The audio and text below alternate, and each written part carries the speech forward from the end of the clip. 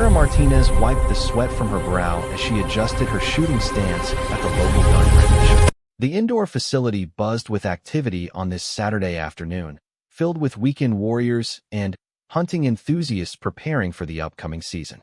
She had been coming here for 3 months now, ever since moving to the small town of Pine Ridge, Colorado, seeking a quiet life away from the chaos that had defined her previous years. The other shooters barely noticed the petite woman in Lane 7. At 5 feet 4 inches tall, with shoulder-length brown hair usually pulled back in a simple ponytail, Sarah looked like any other suburbanite trying to learn basic marksmanship.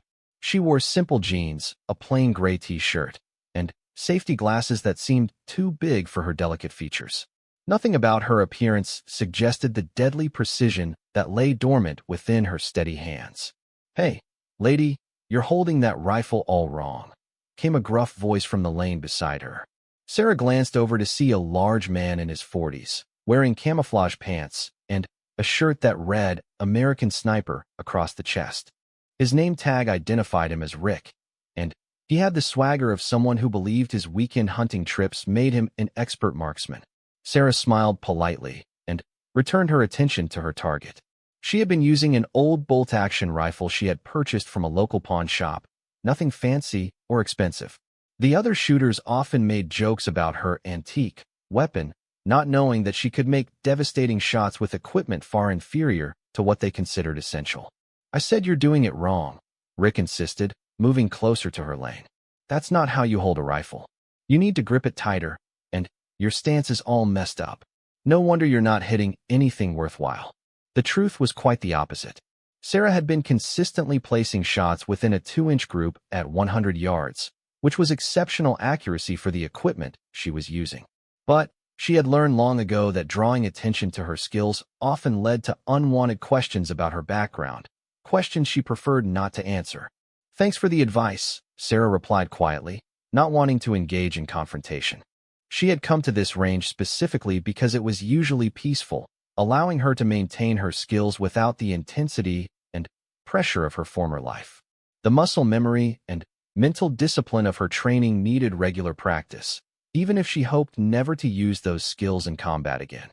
Rick wasn't satisfied with her dismissive response. He leaned against the partition between their lanes, clearly intent on continuing the conversation. "Look, I've been shooting for 20 years.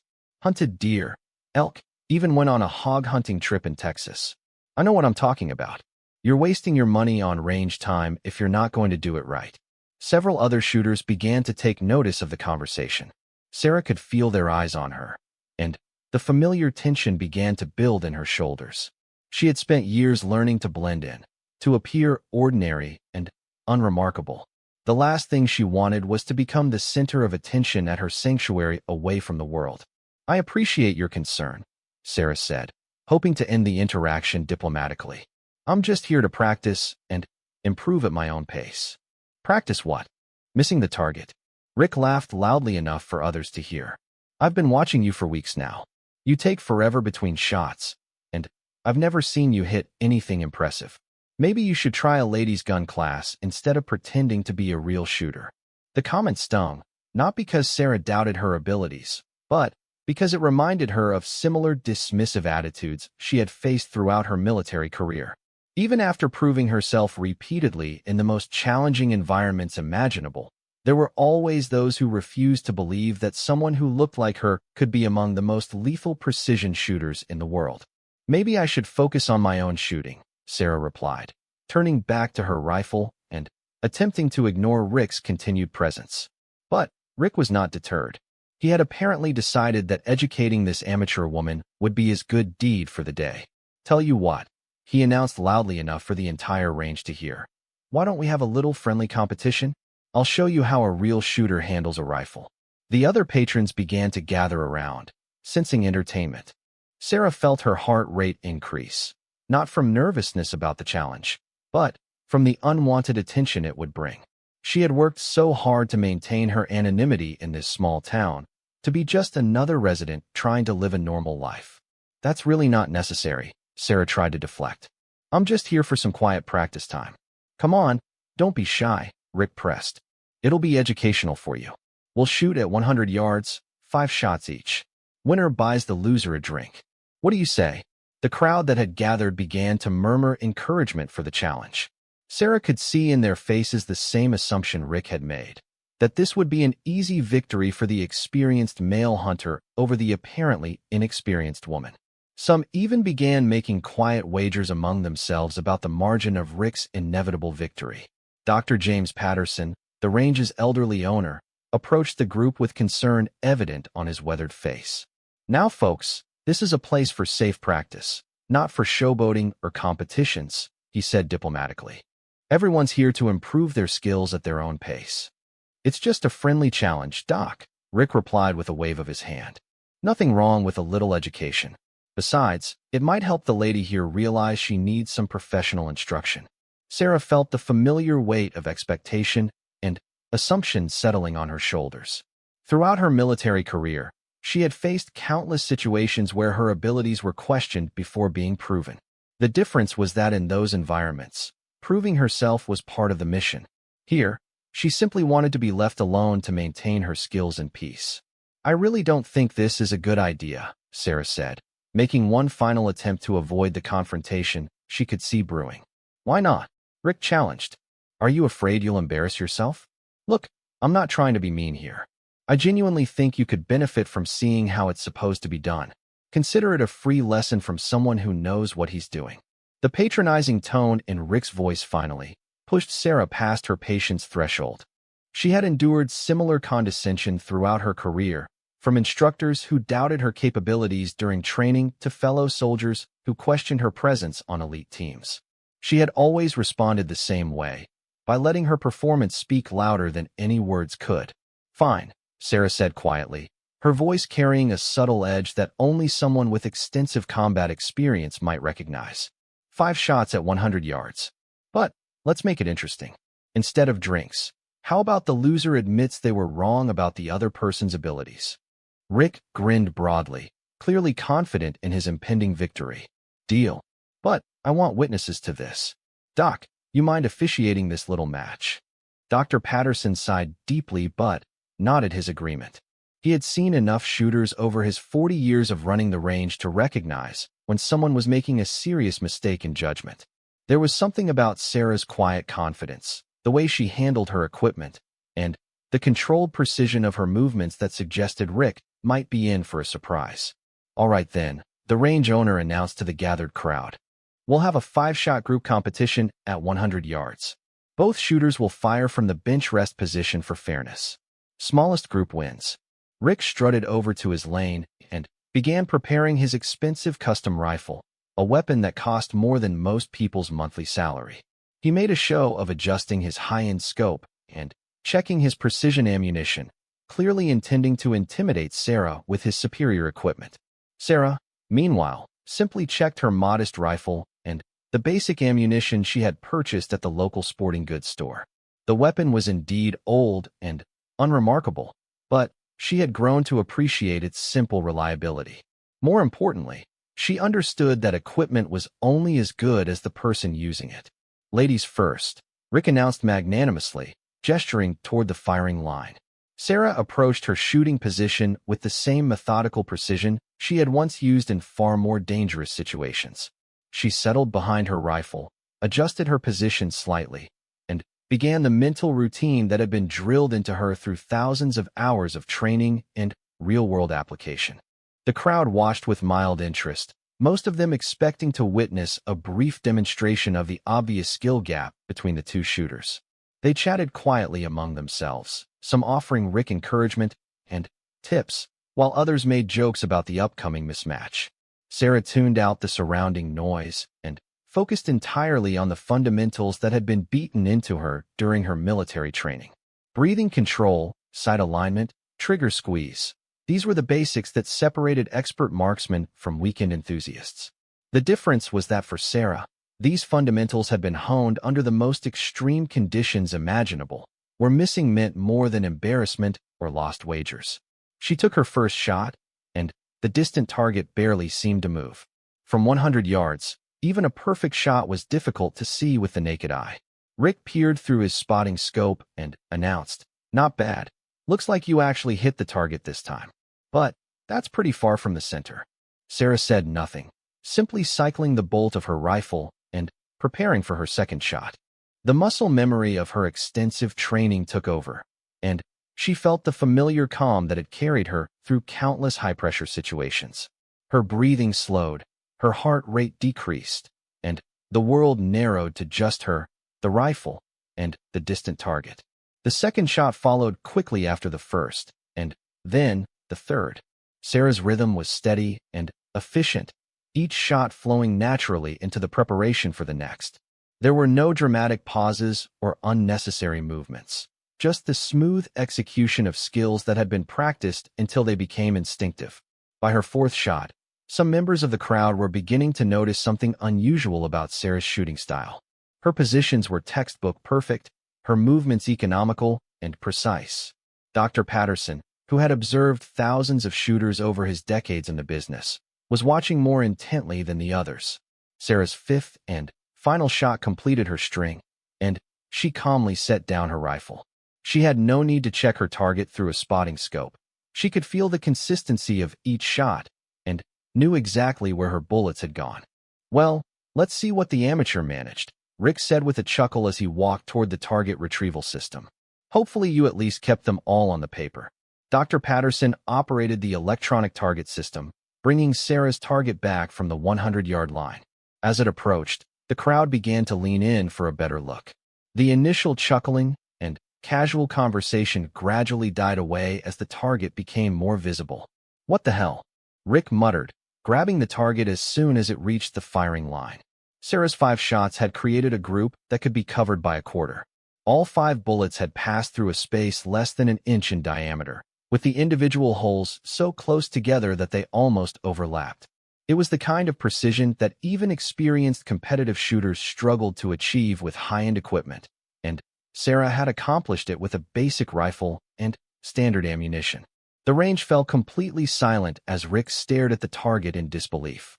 Several other shooters crowded around to examine the results, their expressions shifting from skepticism to amazement to confusion. "This has got to be a fluke," Rick declared, though his voice lacked the confidence it had carried just minutes earlier. "Equipment malfunction or something. No way someone shoots a group like this with that old rifle." Dr. Patterson took the target and examined it under the range's overhead lights. His experienced eye could immediately identify the telltale signs of exceptional marksmanship. The bullet holes were perfectly round, indicating stable flight and proper rifle alignment. The group size was well beyond what could be attributed to luck or accident. "I've been running this range for 40 years, the elderly man announced to the crowd, "and I can count on one hand the number of times I've seen shooting this precise. This is world-class marksmanship, folks." Rick's face flushed red with embarrassment and anger. He had expected an easy victory that would demonstrate his superiority and provide entertainment for his friends. Instead, he found himself completely outclassed by someone he had dismissed as an amateur. "Your turn," Sarah said simply, her voice carrying no trace of gloating or satisfaction. Rick stomped back to his shooting position, clearly rattled by the unexpected turn of events. His expensive rifle suddenly felt unfamiliar in his hands, and the crowd that had been encouraging him now watched with newfound skepticism about his abilities. He rushed through his shooting sequence, taking less time to aim and allowing his frustration to affect his technique. His first shot was followed by increasingly erratic attempts as he tried to match Sarah's impossible precision. By the time he completed his 5-shot string, it was clear that his group would be significantly larger than Sarah's. When Rick's target returned from the 100-yard line, his shots were scattered across a 4-inch area. While this was respectable shooting for a recreational marksman, it looked amateurish compared to Sarah's demonstration of precision. The crowd's reaction was immediate and harsh. The same people who had been encouraging Rick's challenge were now shaking their heads in disappointment. Several made comments about his overconfidence and poor sportsmanship in challenging someone whose abilities he had clearly misjudged. "I don't understand," Rick said, staring at both targets in confusion. "This doesn't make sense. Who are you? Where did you learn to shoot like that?" Sarah began packing her equipment with the same quiet efficiency she had shown throughout the competition. She had hoped to avoid exactly this kind of attention, but now that her abilities were exposed, She knew questions would follow. I had some good instructors, she replied diplomatically, hoping to end the conversation quickly. But the crowd was no longer interested in letting her slip away quietly. Word of the incredible shooting display was already spreading throughout the range, and more people were gathering to examine the target and hear the story. Good instructors doesn't explain shooting like that, Dr. Patterson said gently but firmly. I've taught thousands of people over the years, and I've never produced a student who could shoot groups that tight. That's the kind of precision that takes years of professional training to develop. Sarah realized that her carefully maintained cover was beginning to unravel. The small-town anonymity she had worked so hard to preserve was slipping away with each curious question and amazed stare from the crowd around her. "Look, I really need to get going," she said, hoping to make her escape before the situation escalated further. "Wait a minute," called out Jim Bradley, one of the regular shooters who had been part of the crowd. "I just realized something. Martinez. Sarah Martinez. I knew that name sounded familiar when Doc introduced you a few months ago." Sarah felt her stomach drop. She had used her real name when joining the range, hoping that in a small Colorado town, no one would make the connection to her military service. Clearly, that hope had been misplaced. "You're Lieutenant Sarah Martinez, aren't you?" Jim continued, his voice rising with excitement. "Navy SEAL sniper. I read about you in that military magazine article. You held the record for longest confirmed kill for female snipers." The revelation hit the crowd like a lightning bolt. Suddenly, Sarah's impossible precision made perfect sense, and the irony of Rick's condescending challenge became apparent to everyone present. Murmurs rippled through the group as people began to understand exactly who had been in their midst for the past 3 months. Rick's face went pale as the implications sank in. He had not only challenged a professional military sniper to a shooting contest, but he had done so while lecturing her about proper technique. The humiliation was complete and public, witnessed by everyone at the range. "Navy SEAL?" whispered someone in the crowd. "But women can't be SEALs." "Actually," Dr. Patterson said quietly, "the program opened to women a few years ago. And, if I remember correctly, Lieutenant Martinez was one of the first to complete the training successfully." Sarah felt the weight of dozens of stares as the crowd processed this information. Her quiet Saturday afternoon practice session had transformed into a public revelation of her military background, exactly what she had been trying to avoid since moving to Pine Ridge.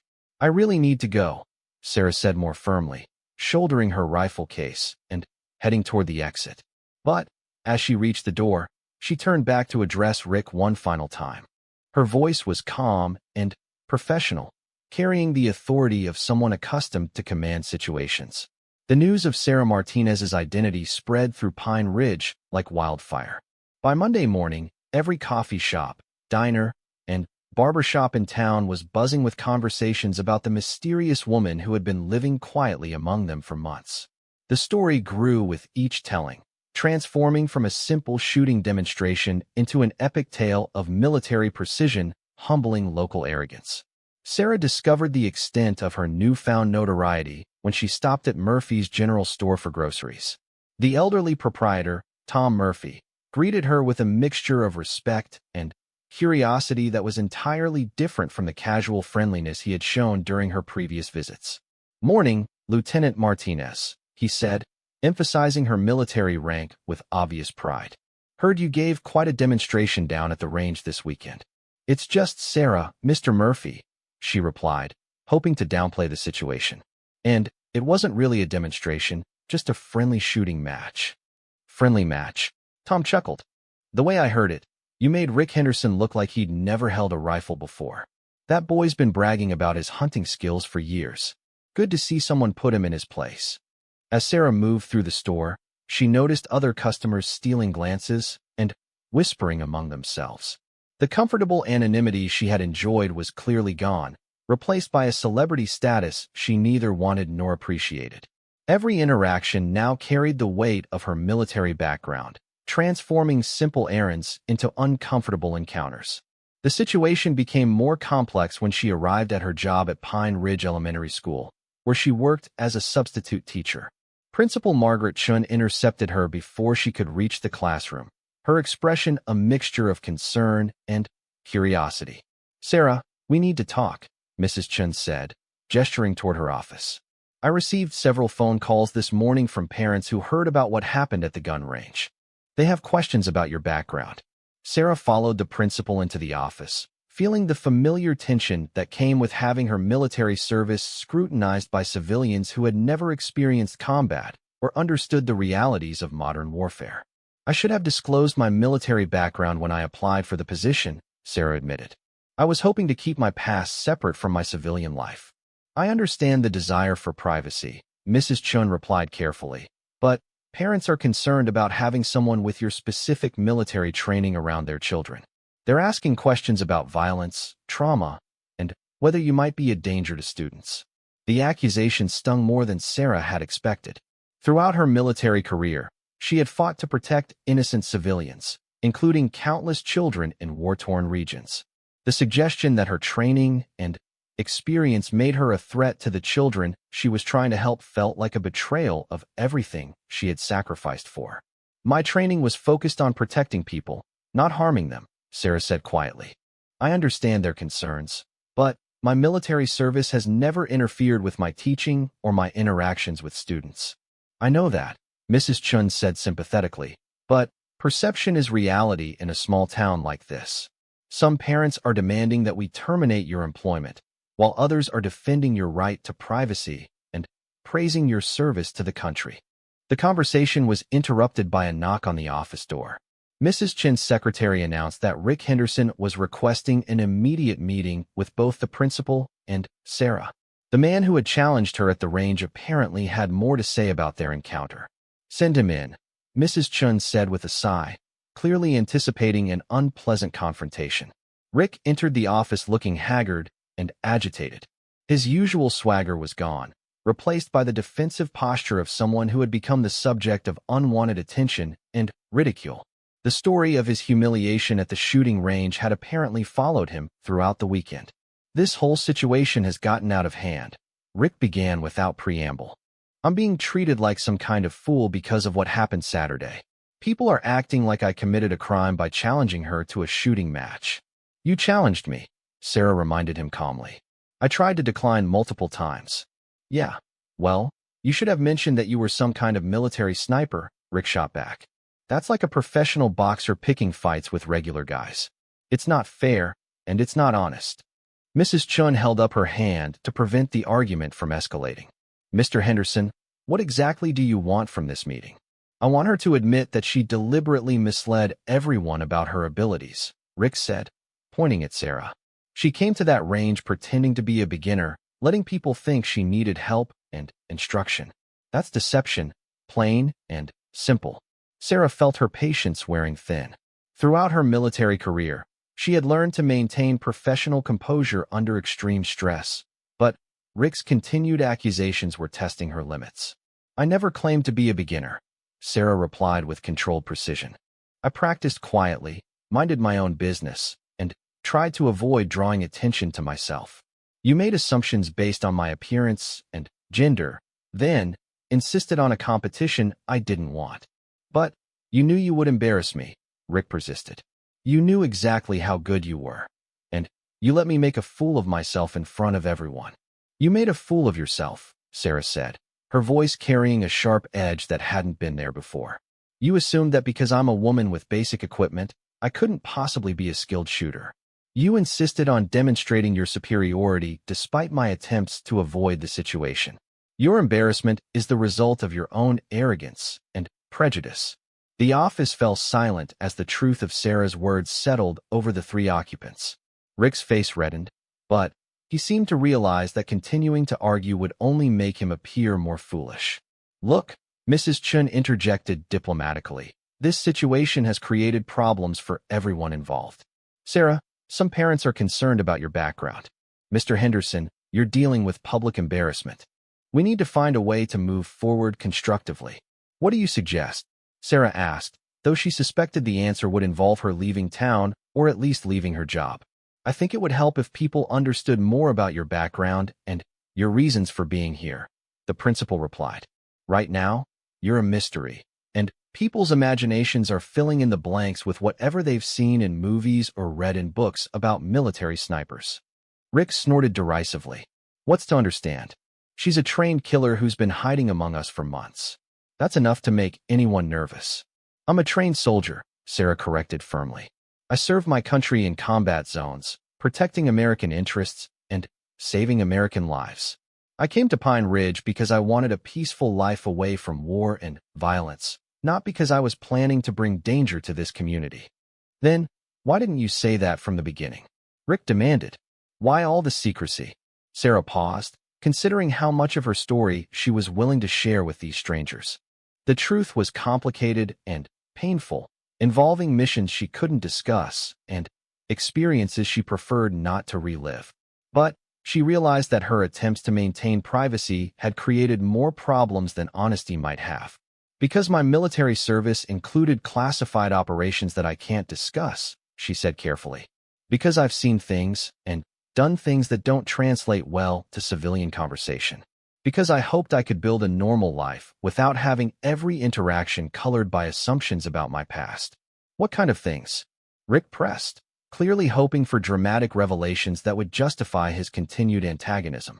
The kind of things that are none of your business, Sarah replied with finality. I completed my service honorably. I pose no threat to this community, and I have every right to privacy about the specific details of my military career. Mrs. Chun could see that the conversation was becoming increasingly unproductive. I think we've covered enough for now. Sarah, I need to speak with the school board about how to address the parents' concerns. Mr. Henderson, I suggest you focus on repairing your own reputation rather than attacking Sarah's. After Rick left the office, still muttering about unfairness and deception, Mrs. Chun turned her attention back to Sarah with genuine sympathy. I'm sorry you're going through this, the principal said. It's not fair that your service to the country is being turned into a liability, but I have to think about the school's reputation and the parents' concerns. I understand, Sarah replied, though the words tasted bitter. What do you need me to do? Take a few days off while I meet with the school board and key parents. Let me try to educate them about your background and your value to this community. Maybe once the initial shock wears off, people will be more reasonable. As Sarah left the school, she realized that her carefully constructed new life was unraveling faster than she had imagined possible. One moment of revealed skill had triggered a cascade of consequences that threatened everything she had built in Pine Ridge. Her next stop was the local bank, where she needed to make a deposit from her teaching income. The teller, a young woman named Jessica whom Sarah had chatted with friendly during previous visits, greeted her with obvious nervousness. Hi, Lieutenant Martinez, Jessica said, her voice higher than usual. How are you doing today? I'm fine, Jessica. Just here to make a deposit. As Jessica processed the transaction, she kept glancing at Sarah with a mixture of curiosity and apprehension. Finally, she worked up the courage to ask the question that was clearly bothering her. Is it true that you killed people in the war? The directness of the question caught Sarah off guard. She had expected curiosity about her military service, but the blunt inquiry about her combat experience was more personal than she had anticipated. I served in combat zones, Sarah replied carefully. My job was to protect American forces and complete mission objectives. But did you actually kill anyone? Sarah felt the familiar weight of memories she preferred to keep buried. The faces of enemies she had eliminated in the line of duty, the split-second decisions that had saved friendly lives, the psychological toll of taking human life even in justified circumstances. These were experiences that haunted many combat veterans. That's not something I discuss, Sarah said firmly. Combat operations are classified, and the details aren't appropriate for civilian conversation. Jessica seemed disappointed by the non-answer, clearly hoping for dramatic stories that would satisfy her curiosity and provide gossip material for her friends. The reality was that Sarah's combat experiences were far more complex and traumatic than the simplified narrative that civilians often expected. After completing her banking, Sarah drove to the small cabin she had rented on the outskirts of town. The property offered privacy and solitude, surrounded by pine trees and mountain vistas that had initially provided the peace she sought. Now, however, the isolation felt more like exile than sanctuary. Her phone had been buzzing throughout the day with missed calls and text messages. Some were from local reporters who had heard about the shooting incident and wanted interviews about her military background. Others were from former military colleagues who had somehow learned about her situation and were offering support or advice.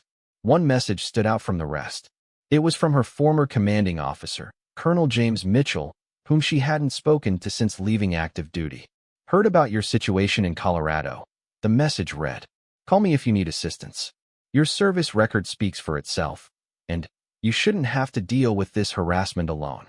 Sarah appreciated the offer of support, but she knew that involving her former military contacts would only complicate the situation further. She had left that world behind for a reason, and she wasn't ready to return to it, even for help dealing with her current problems. As evening approached, Sarah received an unexpected visitor. Dr. Patterson from the shooting range knocked on her door, carrying a bottle of wine and wearing an apologetic expression.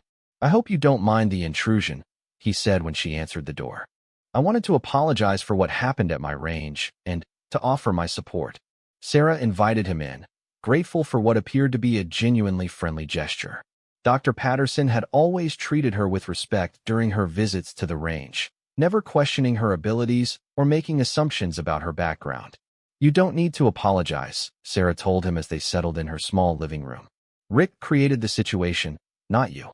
"Maybe, but I should have stopped it before it got out of hand," the elderly man replied.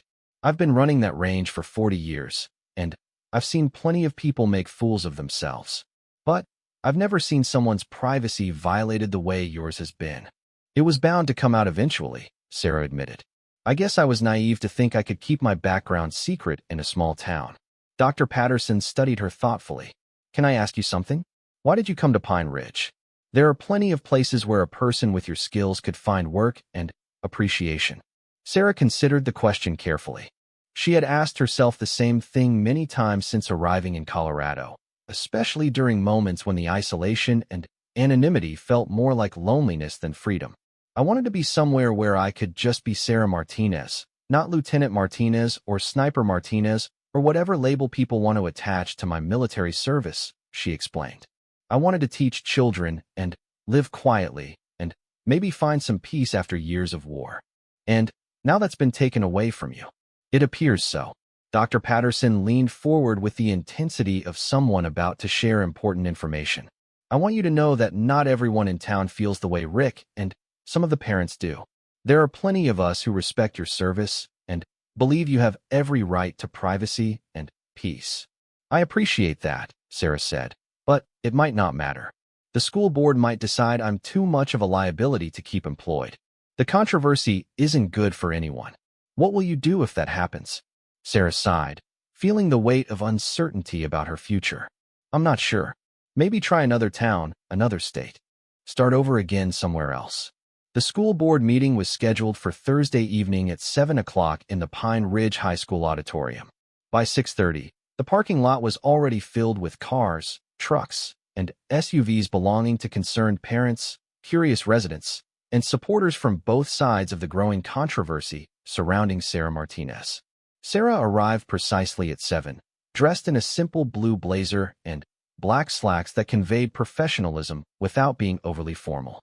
She had spent the previous 3 days carefully considering her options and had ultimately decided that running away would only validate the fears and prejudices of those who opposed her presence in the community. The auditorium buzzed with tense conversation as various factions gathered in informal clusters. Near the front sat Rick Henderson with several of his hunting buddies, their body language defensive and confrontational. On the opposite side, Dr. Patterson had assembled a group of local veterans and longtime residents who supported Sarah's right to privacy and employment.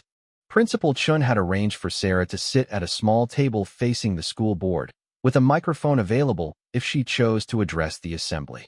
The 5 board members looked uncomfortable with the situation, clearly preferring to deal with budget issues and curriculum decisions rather than personnel controversies involving classified military backgrounds. Board Chairman Robert Walsh called the meeting to order and explained that they would hear from concerned parties before making any decisions about Sarah's continued employment. He emphasized that the discussion should remain civil and focused on relevant facts rather than speculation or personal attacks. We'll begin with parents who have expressed concerns, Walsh announced. Please keep your comments to 3 minutes and focus on specific issues related to Ms. Martinez's employment at our school. Linda Morrison, mother of 2 elementary students, was the first to approach the podium. Her voice trembled with nervous energy as she began to speak. I'm not questioning Ms. Martinez's service to our country, she began diplomatically, but I have serious concerns about having someone with her background around young children. Military snipers are trained to kill people, and we don't know what kind of psychological trauma or instability might result from that training. Several people in the audience nodded their agreement, while others shifted uncomfortably at the implication that Sarah posed a threat to children. My daughter comes home talking about how nice Ms. Martinez is, how she helps with reading and math, Morrison continued. But what happens if she has flashbacks or violent episodes? Are we willing to risk our children's safety for the sake of political correctness? The next speaker was Dave Collins, a local businessman who had served in the Army during peacetime. His perspective was more measured but equally concerning to Sarah's supporters. Look, I respect everyone who served in combat, Collins said. But there's a difference between regular military service and special operations. Navy SEALs are elite warriors trained for the most dangerous missions. We're talking about someone who has killed enemy combatants in close quarters. That changes a person, and we can't pretend it doesn't. Sarah listened to the criticism with outward calm. But internally, she was fighting the familiar battle between anger and disappointment that she had experienced throughout her military career. The same people who thanked veterans for their service were now arguing that her particular type of service made her unfit for civilian employment. Rick Henderson approached the podium with obvious relish, clearly seeing this as an opportunity to vindicate himself after his humiliation at the shooting range. This whole situation proves exactly what I was talking about, he began. Sarah Martinez deceived everyone about her identity and abilities. She came to our range, let us think she was a regular person learning to shoot, and then humiliated me in front of the entire community. That's not the behavior of someone we can trust around our children. You challenged her to a competition, called out a voice from the audience, prompting murmurs of agreement. After she deliberately misled me about her abilities, Rick shot back. She could have said she was military trained.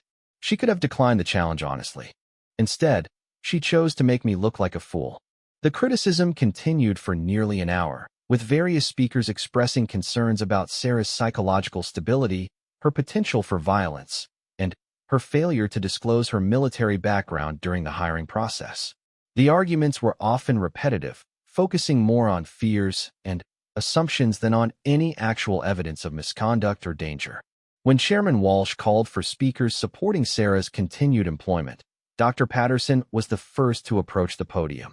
His 4 decades of community involvement and military service gave him credibility that commanded respect from even her critics.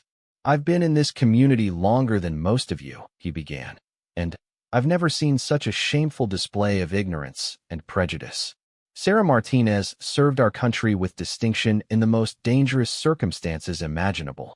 She came to Pine Ridge seeking the peace and privacy that she earned through her sacrifice. The elderly range owner's voice grew stronger as he continued. I've watched her interact with people for months. She's been nothing but professional, courteous, and helpful. The only violence I've witnessed was the verbal assault she endured from Rick Henderson, who couldn't accept that his assumptions about her were wrong. Margaret Foster, a retired teacher who had worked with Sarah as a substitute, offered a different perspective on her professional capabilities. I've observed Sarah in the classroom multiple times, Foster told the assembly. She's patient with struggling students, creative with lesson plans, and maintains excellent discipline without ever raising her voice. The children adore her because she treats them with respect and genuine care. The testimony continued with character references from other residents who had interacted with Sarah during her months in Pine Ridge. Store owners praised her courtesy, neighbors described her quiet and helpful nature, and fellow teachers spoke about her professionalism and dedication to education. Tom Murphy, the general store owner, provided insight into Sarah's efforts to integrate into the community. She volunteers at the food bank every Saturday, he revealed.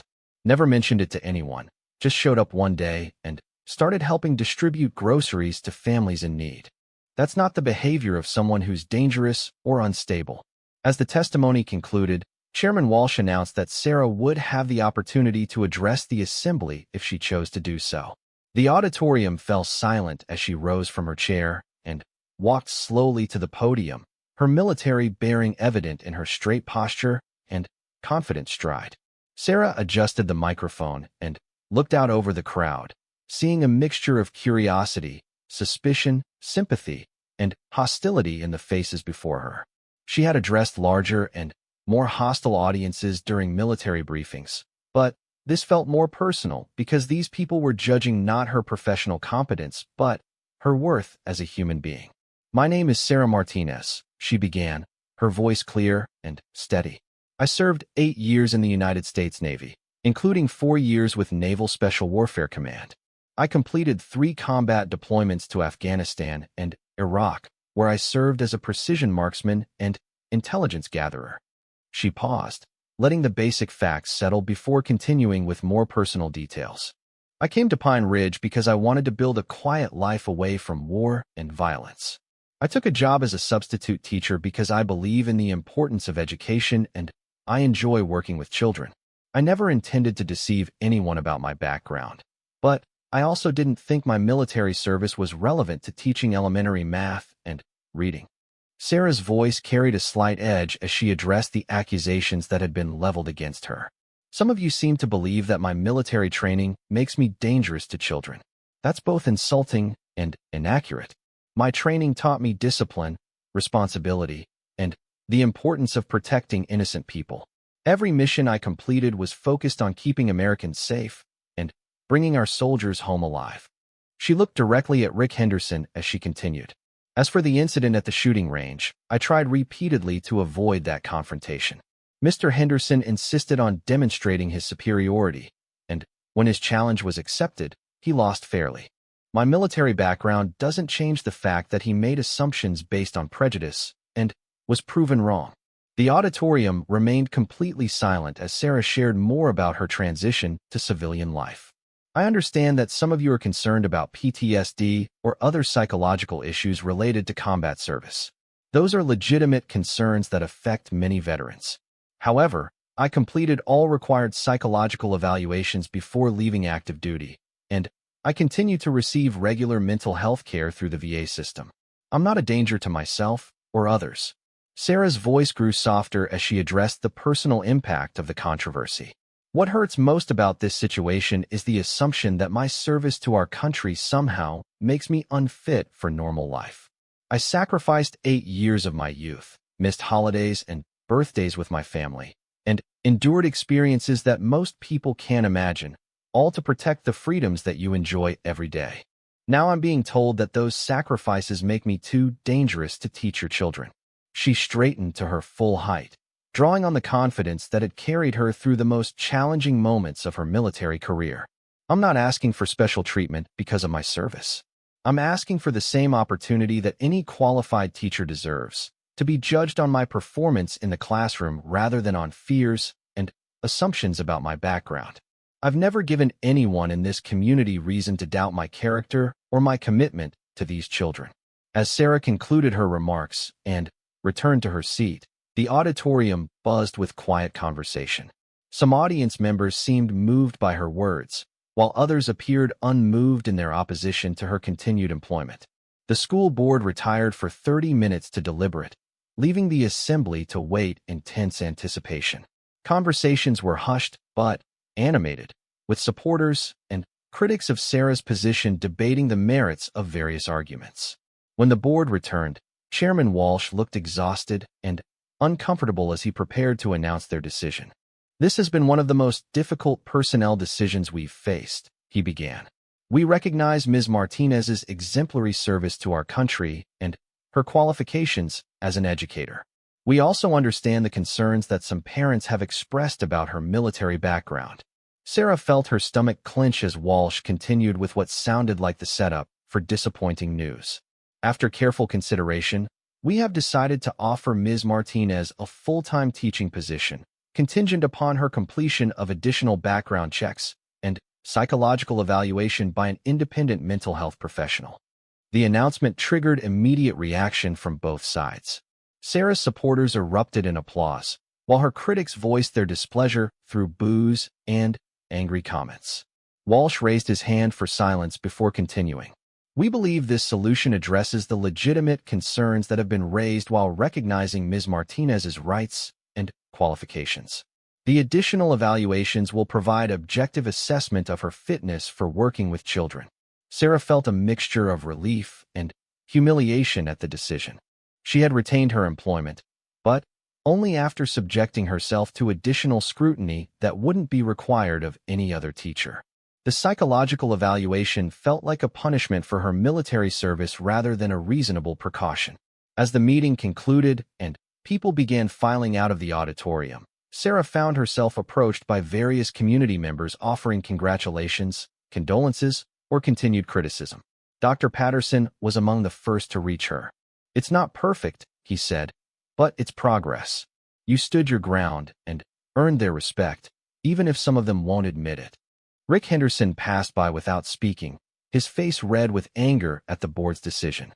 Several of his supporters muttered about political correctness and the dangers of ignoring legitimate safety concerns. But there were also positive encounters. Margaret Foster hugged Sarah warmly and promised continued support. Tom Murphy shook her hand and invited her to dinner with his family. Several parents who had remained silent during the debate approached to express their appreciation for her service and their confidence in her teaching abilities. 3 weeks after the school board meeting, Sarah Martinez was settling into her new routine as a full-time 4th-grade teacher at Pine Ridge Elementary. The additional psychological evaluation had been completed without incident, confirming what her supporters already knew, that she was mentally stable and well-suited for working with children. However, the controversy surrounding her background had left lingering tensions within the community that would soon manifest in unexpected ways. The first sign of trouble came on a Tuesday morning when Sarah arrived at school to find her classroom windows covered with hostile graffiti. Words like "killer" and "baby killer" were spray-painted across the glass in red letters that looked disturbingly like blood. Someone had also left a crudely drawn target symbol on her door with "Go Home" written in the center. Principal Chun was waiting for Sarah with a maintenance crew already working to clean the vandalism. Her expression was a mixture of anger and embarrassment that such an incident had occurred at her school. "I'm so sorry, Sarah," Mrs. Chun said, her voice shaking with emotion. "This is absolutely unacceptable. We've called the police, and we're reviewing security footage to identify whoever did this." Sarah studied the graffiti with the analytical eye she had developed during her military service. The handwriting was deliberately disguised, but the choice of words and symbols suggested someone with limited education and strong emotional investment in driving her away from Pine Ridge. "It's okay," Sarah replied calmly, though internally she felt the familiar hypervigilance that had kept her alive in combat zones. "I've dealt with worse than spray paint and angry words." "That's not the point," Mrs. Chin insisted. "You shouldn't have to deal with this at all. You're a valued member of our teaching staff, and whoever did this will be prosecuted to the full extent of the law." The vandalism incident was reported in the local newspaper, sparking renewed debate about Sarah's place in the community. Letters to the editor ranged from strong condemnation of the attack to thinly veiled suggestions that Sarah had brought the hostility on herself by refusing to leave town quietly. The controversy took a more serious turn the following week when Sarah's car tires were slashed while she was teaching classes. Security cameras captured a figure in dark clothing approaching her vehicle in the school parking lot. But the person's face was obscured by a baseball cap and hood. Detective Ray Morrison, Linda Morrison's husband, and one of Pine Ridge's 3 police officers, interviewed Sarah about the incident with obvious reluctance. His wife had been among the most vocal critics of Sarah's employment, creating an uncomfortable conflict of interest that he couldn't entirely hide. "Any idea who might have done this?" Detective Morrison asked, his tone suggesting that he suspected Sarah might have damaged her own vehicle for attention. "I have several theories," Sarah replied diplomatically, "but I prefer to let evidence speak rather than make accusations based on assumptions. The detective's questioning focused heavily on Sarah's military background, as if her combat experience somehow made her responsible for the harassment she was receiving. He seemed particularly interested in her psychological state and whether the stress of community opposition might be causing her to imagine threats or seek sympathy. Look, I understand that military folks sometimes have trouble adjusting to civilian life, Morrison said condescendingly. PTSD can make people paranoid or cause them to misinterpret normal situations. Are you sure someone actually targeted you? Or could this have been random vandalism? Sarah felt her patience wearing thin at the implication that she was mentally unstable or seeking attention. The same investigative instincts that had made her an effective intelligence gatherer were telling her that Detective Morrison had no intention of seriously pursuing whoever was harassing her. Detective Morrison, she said with careful control, I've been the target of actual enemy combatants who were actively trying to kill me. I think I can distinguish between random vandalism and deliberate intimidation. The conversation was interrupted by a commotion outside the police station. Through the window, Sarah could see a group of protesters gathering with signs reading "Support our veterans" and "Sarah Martinez belongs here." Dr. Patterson was among the organizers, along with several other military veterans and community supporters. Counter-protesters had also arrived, carrying signs with messages like "Protect our children" and "Military killers not welcome." The two groups were separated by police barriers, but the tension between them was evident even from inside the station. Great, Detective Morrison muttered, clearly unhappy about the public demonstration. This is exactly what our town doesn't need.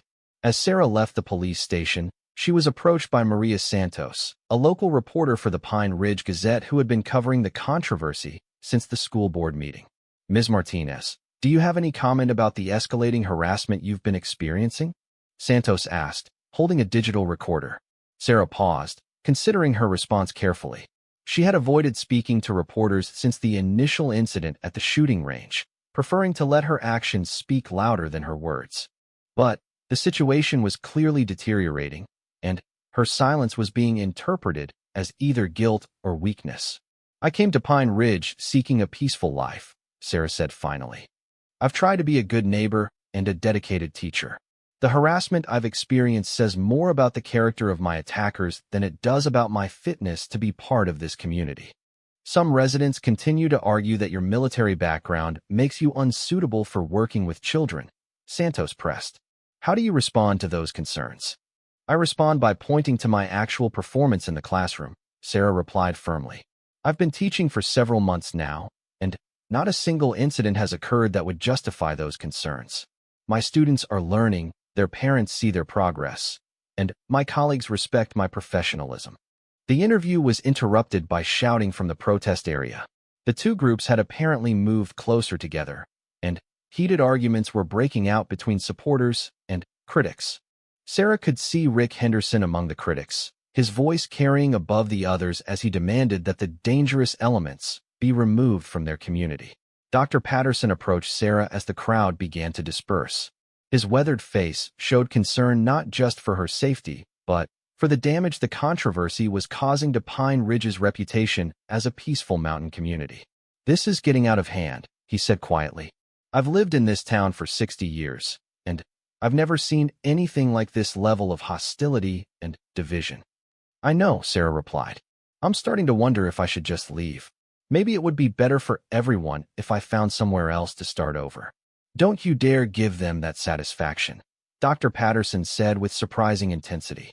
You have every right to be here, and running away will only encourage this kind of behavior toward the next person they decide to target.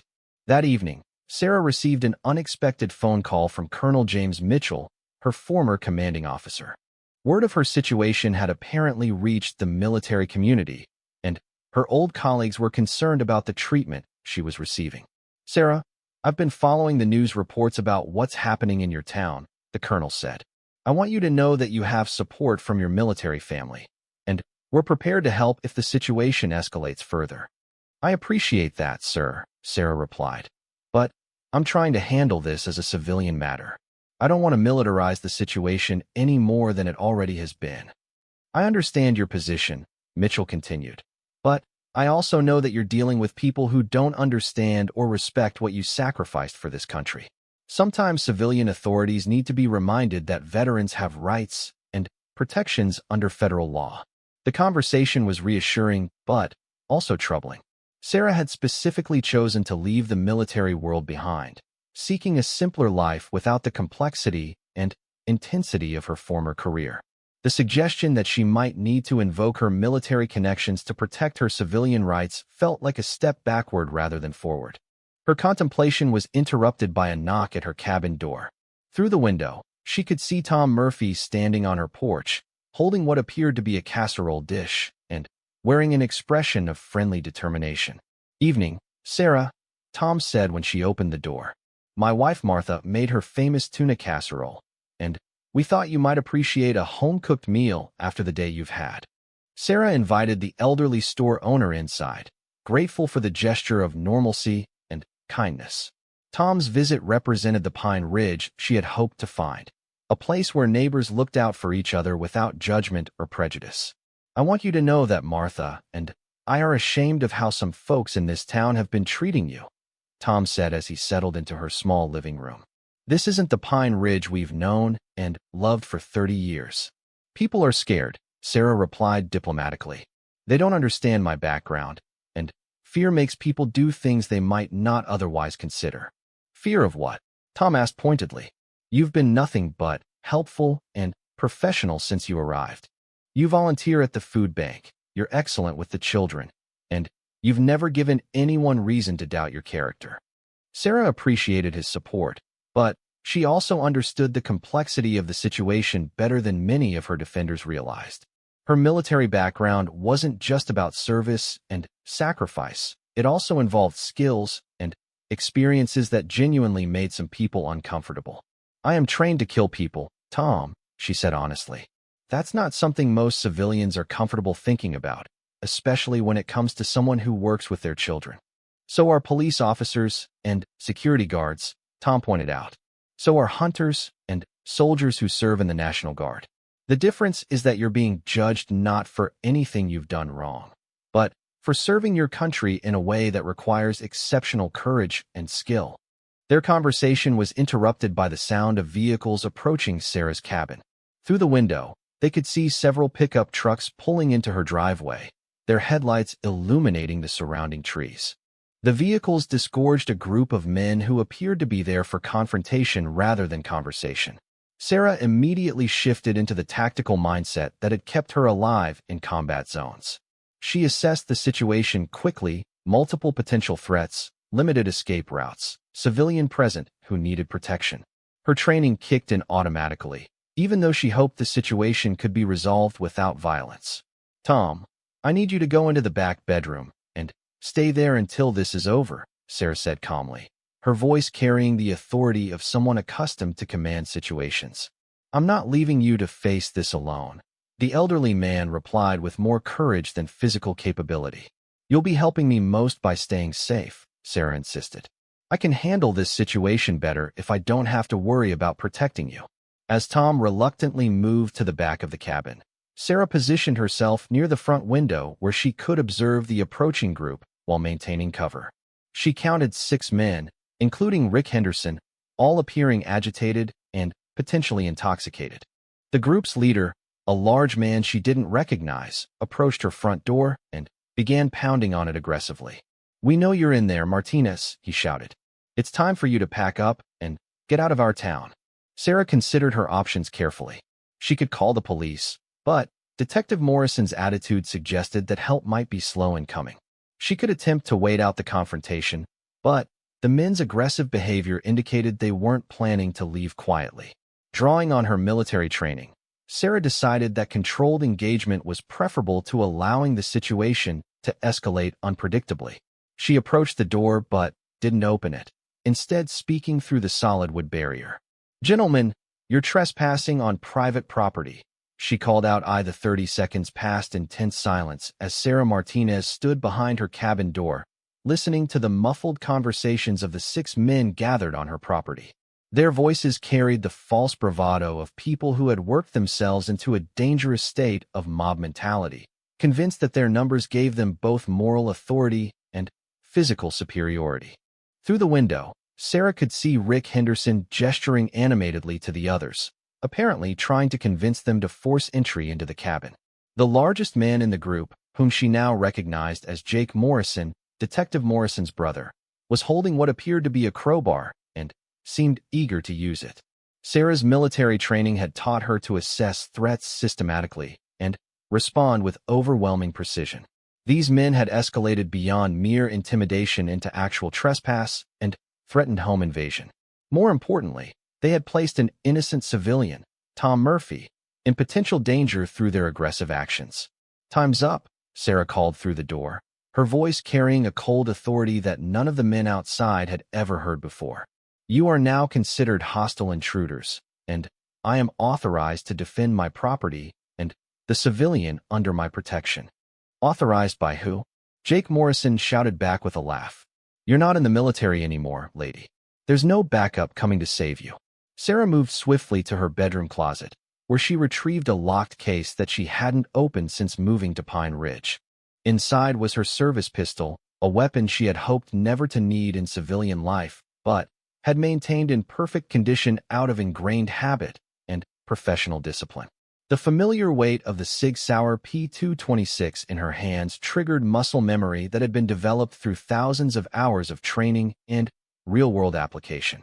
Sarah checked the weapon with swift, automatic movements, loaded a magazine, and chambered a round with the practiced efficiency that had made her one of the Navy's most respected precision shooters.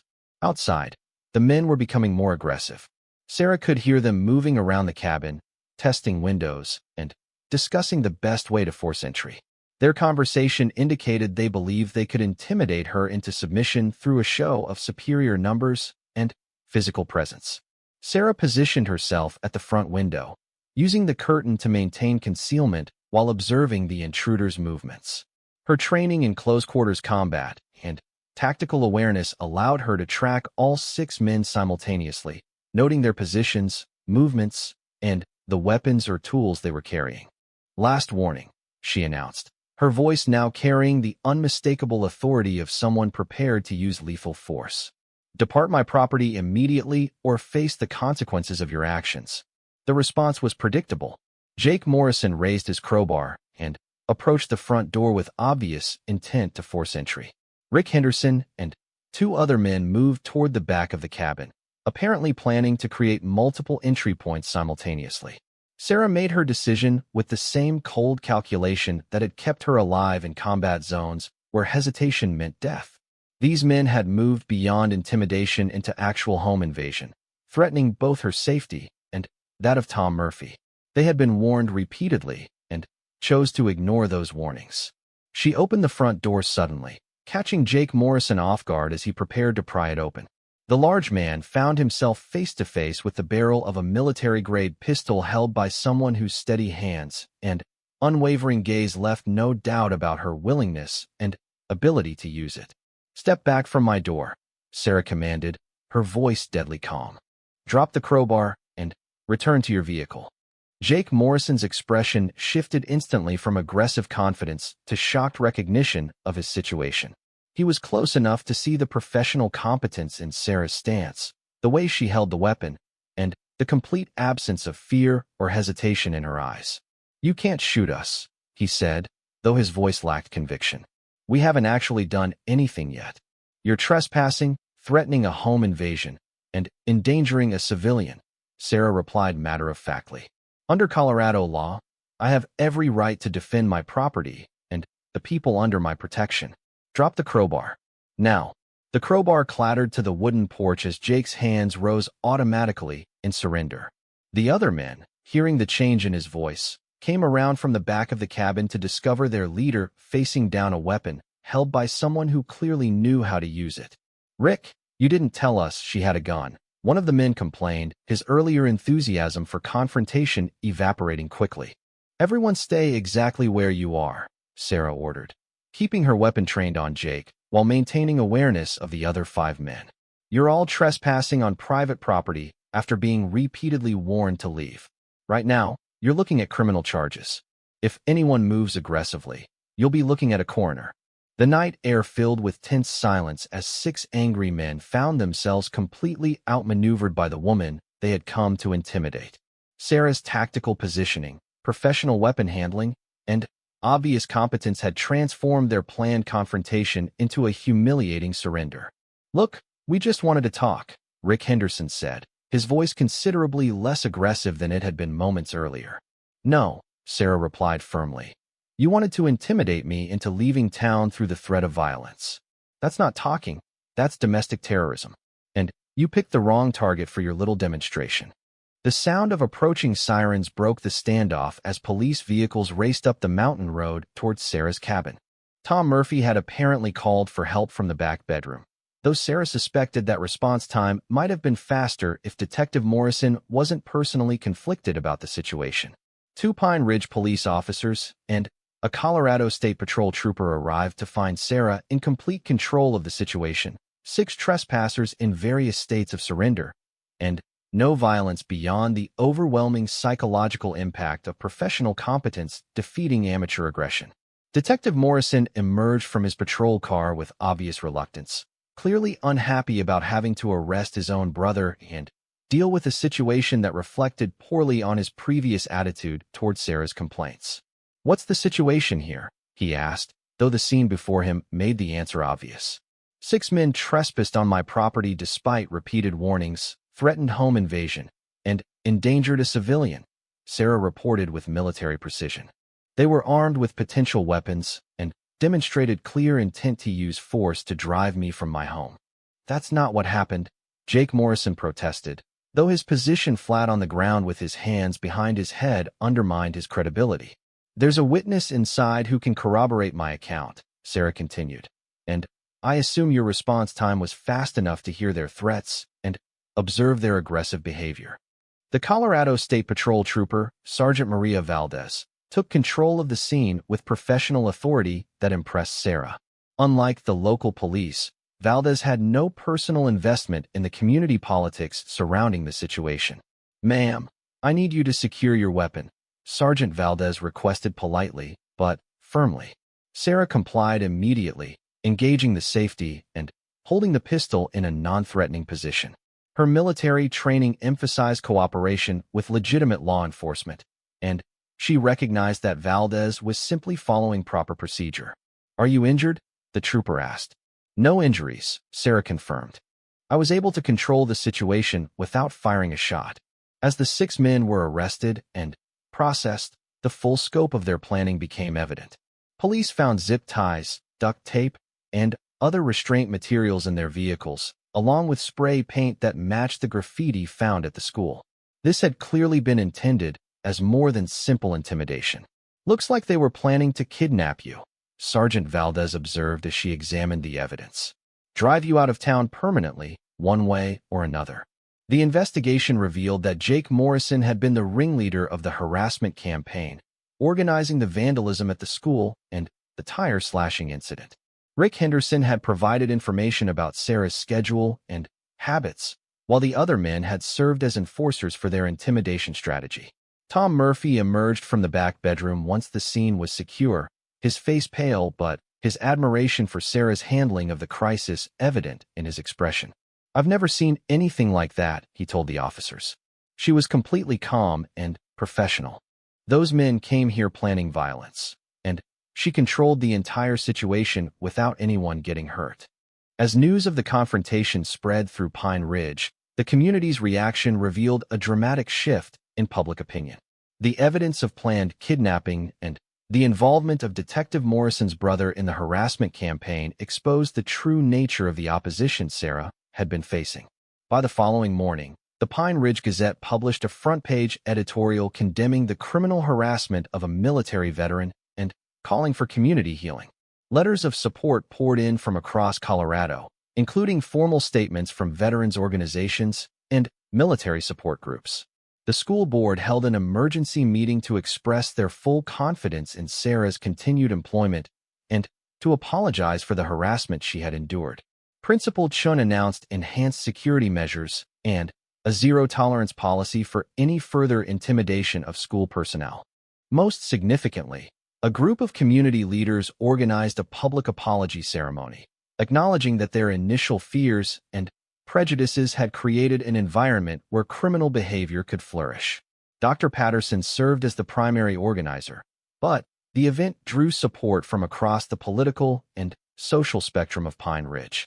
"We owe Sarah Martinez more than an apology," Dr. Patterson announced to the assembled crowd at the ceremony.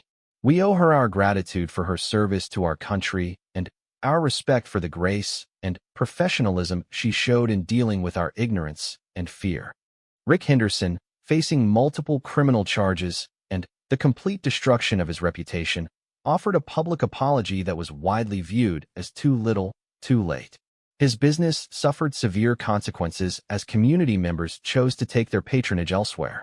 Sarah addressed the ceremony with characteristic dignity and grace, focusing on healing and moving forward rather than recrimination and blame. "I didn't come to Pine Ridge to be celebrated as a hero or condemned as a threat," she told the crowd. "I came here seeking the same thing everyone wants, a chance to contribute to my community and live in peace. I'm grateful that most of you have chosen to judge me on my actions rather than your assumptions about my background." In the months that followed, Sarah's integration into Pine Ridge accelerated dramatically. Parents who had once feared her presence now sought her out for her perspective on teaching and child development. Her military experience became an asset rather than a liability, as community members recognized the leadership skills and discipline she brought to various volunteer activities. The shooting range where the entire controversy had begun became a place of education rather than confrontation. Dr. Patterson organized veterans groups and firearm safety classes, with Sarah serving as an instructor for precision shooting and tactical awareness.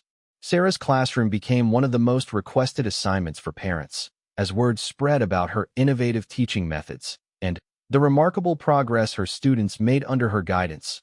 "We're not going anywhere until you agree to leave town," Rick Henderson's voice replied.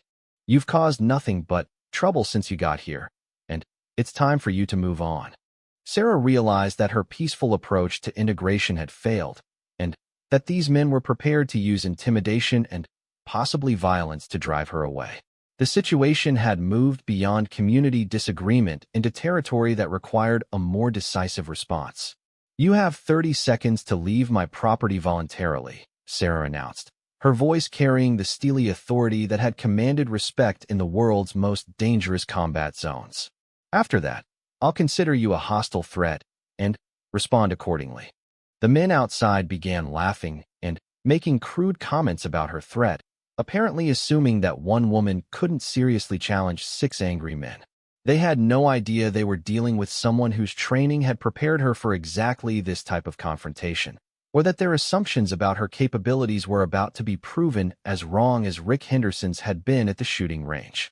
As Sarah finally left the school building and walked to her car, she realized that the evening had marked a turning point in her Pine Ridge experience.